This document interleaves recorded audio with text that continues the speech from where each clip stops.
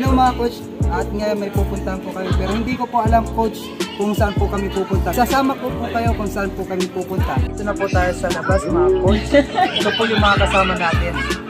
Hi naman kayo sa vlog ko. Hi! Nandito po kami sa labas, kain-kain lang, banding-banding.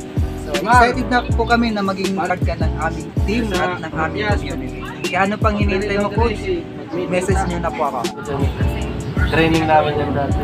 Si ano yan? Si Georgian Gonzaga. Yan po siya dati.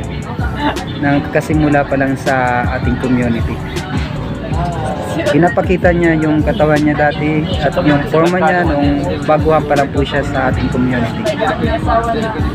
Nawala kasi yung iba eh. At ito na po siya ngayon mga coach. Yan, diba? So may pagbabago na nangyari po sa kanya.